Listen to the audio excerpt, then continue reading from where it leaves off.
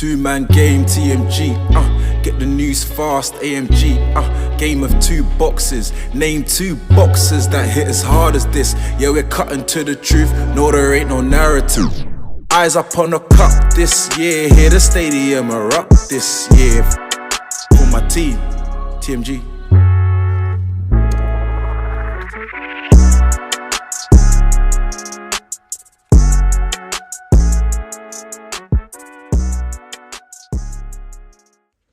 I think episode 105.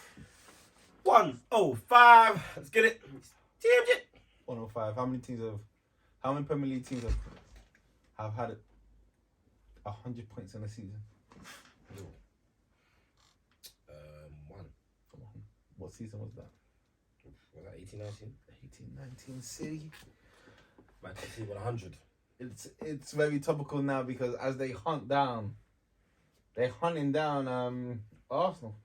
Yeah, the motivated. The hunter, not the hunted. 10 Different games. mentality. I mean, what is it? 9 games left in the season? Is it 9 For games? City, I believe so, yeah. Flip. They got that's 27 points off the top. So and Arsenal need to hit basically because Man City are this good and Man City their run-ins are crazy. They're basically saying that Arsenal you have to hit 95 points to win this league title. Yeah. And how many times have Arsenal even hit 95 points? Yeah, 90 points. I don't think Arsenal have ever had 95 points in a season. No, we only had 90 points once, which is the Invincibles. And this Arsenal season was even a better start than that season. So you took to Pep. I saw one stat. If you look at Pep's last 10 games in each season, if you see the rundown of his performances, he's actually a crazy guy. Like they rarely lose in the last 10 games of the season. So let's just see how it goes. How's it week then, man? I heard you won 5-0 on the weekend. We did. 5-0 solid performance from the guys. Should do it more. I missed a very good chance. To be honest, my quality was lacking, but my fitness levels are back there, to be fair. Just finally back playing football. Quality needs to catch up to the fitness, I guess. But yeah, we won 5-0. Should have won at 9. Should have been out 3-0 in that first 5 minutes. Our finishing wasn't the greatest. Have you scored this season? I haven't scored all this. I started to score this season. I have. Even yo was calling out. You from right back or left back or even sometimes centre back. I hope you guys face each other in the final. That'll be a time. Should have been 2. Unfortunately, we didn't, live up to our end of the bargain. But yeah, that'll be an interesting final for sure. The crowd will be mental. Shocking from you guys, man. Is what it is, man. Let's start off with football. Seeing as we're talking about football, let's talk about the big game on the weekend, the Liverpool Arsenal. Did you watch? I watched it, Sunday. Had a chilled Sunday. Watched the game, laser focused. Game of 2 halves. The flashpoint for me was when Xhaka got into it with Trent. He reignited the Liverpool crowd. He reignited Trent. Because literally from that moment, Liverpool scored within like 2 minutes later, probably even less than that. Trent started to play a lot better because he was getting cooked. I was even keeping track of how many times Martinelli cooked him. Both goals, he had a part to play with it.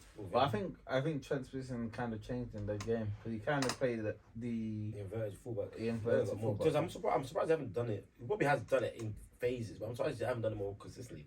Maybe that goes against kind of his style, but I feel like Konate next to Trent is good for him, to be fair. Yeah, it was very good. If they get that combination going a lot more, maybe they can kind of hide and maybe get another active right defensive midfielder. I think Fabinho's fall off has impacted Trent. As in, he hasn't, because Fabinho doesn't cover the amount of space, it doesn't allow for Trent to exposes his flaws. Yeah, exposes his flaws a lot more because normally Fabinho can cover that space. He can drop into the centre back and the centre back can cover the space in the wide. Yeah, a bit like how Arsenal were doing with Gabriel, because Gabriel was playing really in the wide spaces while Zinchenko came into the middle. Mm-hmm. So you see that Gabriel was often matched up against Salah. He did a really good job in that. Both teams had liabilities in their fullback places, like in the fullbacks, because you got Zinchenko who likes to come in and be another midfielder, and then I think Liverpool tried to match it with Trent coming in, trying to be a midfielder to match up in the middle of the midfield, and they basically went man for man. But obviously in the wide areas, you got guys like Martinelli. Xhaka was really quiet. Saka was really quiet. Martinelli really shone. Salah, he had a mixed bag, but he had a lot. It was a really big threat.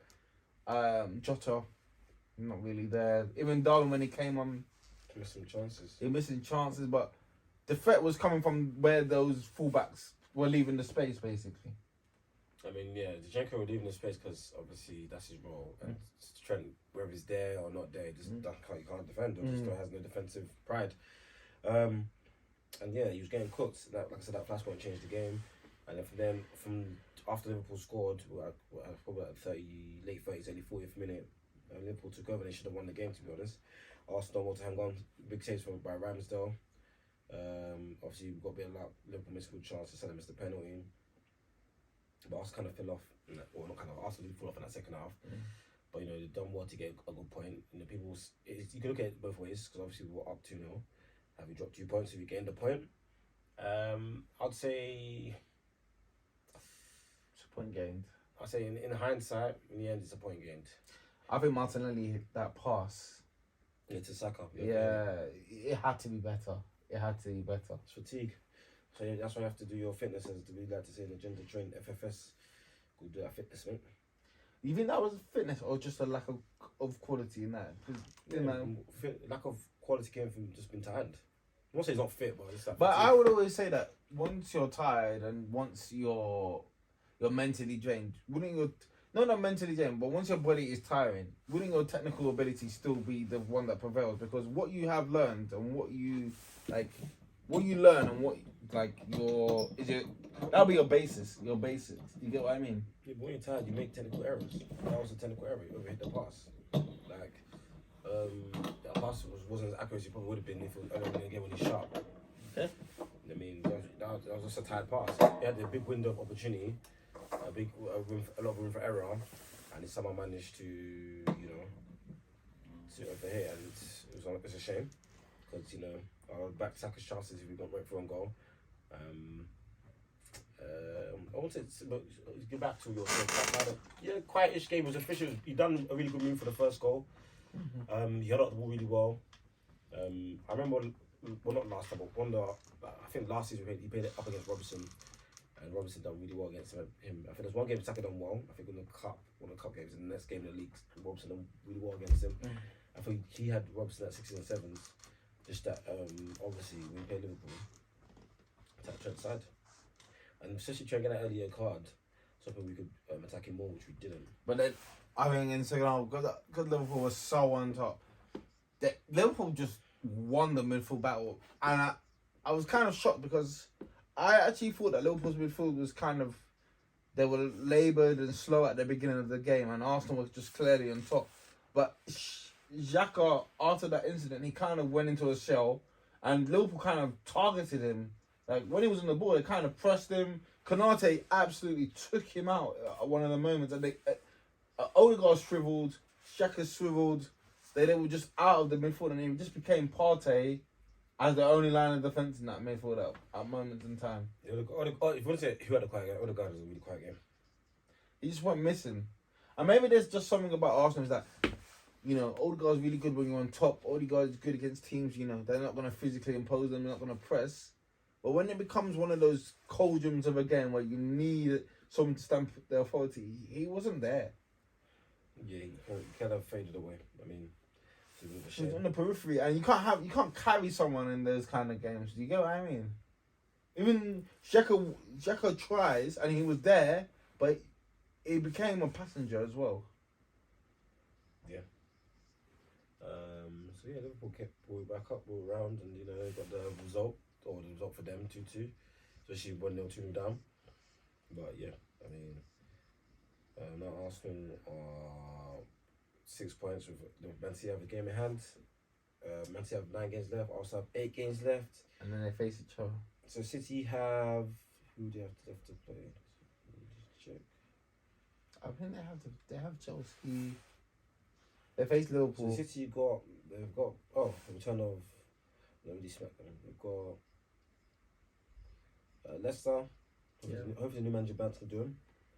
Leicester, then they got Bayern Munich second leg again. Then they got Sheffield United FA Cup semi-finals. Then they got Brighton that's been postponed. They got us after Leicester were the next Premier League game on the 26th of April. So it's 8 o'clock.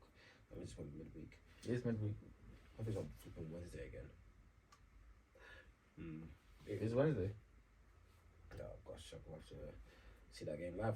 Then there's Fulham, Man City, West Ham, Man City, Leeds, Everton versus Man City, Chelsea, penultimate game of the season, Brentford, Man City. So the last 2 games are. Brentford is a tough game. The thing is, yeah, the issue is Brentford won't have anything to play for. Brentford is a tough game. Chelsea, who knows what Lampard is on? Maybe that could be a tough, I don't know. Arsenal, we've got West Ham next, away. West Ham got something to play for. Southampton next, Southampton got something to play for. Then we've got the Man City game. Then we're facing Chelsea, Newcastle away. That's a tough game. Brighton, Nottingham Forest, and Wolves. Don't Arsenal tend to do well against West Ham? We do. Yeah. Away. I remember one time Pepe balled out there, and It's true. I'm not too worried about Arsenal. The one I bet Arsenal to collect 20 points at minimum from those games. There's 8 games. 20 points. Oh. 20 points is a lot. I would say 18. Because Newcastle away, tough. But if you want to win the league, Newcastle away, tough. You need at least a point. Want to win the league, want to win this league, those are the things you've got to do. I mean, Arsenal got 24 points left to win. 73 points, that could take us up to 97. So you have to get at least 90 points, in my opinion. So you need 17 points. I'd say Arsenal need 27. Hey, the potential balance. You got London derbies. The 2 London derbies, West Ham, Chelsea. I don't expect that. I expect them to win both of those if they're going on form, but they're London derby, so potential banana skins. You got City away. You can't really. That's just a free hit. If I'm going, don't lose that it's game. a free hit. Just Don't lose the game. Then Newcastle. In that game, Arsenal need to counter attack sharply. Yeah, Newcastle is a point. Like you're looking at a point because St James Park is a tough place to play. Newcastle got stuff to play for. We got stuff to play for. We need to try to dominate that game and try to win it. But how many times have gone to St James Park and dominated? We need to try to take the game back soft this neck. You've got the quality. You've got the Man City games. But has anyone even won at St James's Park this season? Newcastle got the best defensive record. We conceded 21 goals. Man City conceded 27. We conceded 29. I think Newcastle got the most clean sheets. We just go there and take the game by the scruff of this neck. Hey man, tough to win at New. I don't think anyone's even won at St James Park, so that will be an achievement for Arsenal. I thought Arsenal were going to win at Anfield. I really did think that. When I saw 2-0 when Jesus rose on Easter Sunday, I thought it was written in the stars. It wasn't to be. It wasn't to be. Mohamed scored on Easter. Missed the penalty. Missed the penalty as well. That penalty was awful. Actually, I was surprised he missed the target. Because the camera. It looked like he went in. I was like, what? Yeah. Camera view we had was right behind it, so it's a shame for him. It's a shame, man. We can move on from that.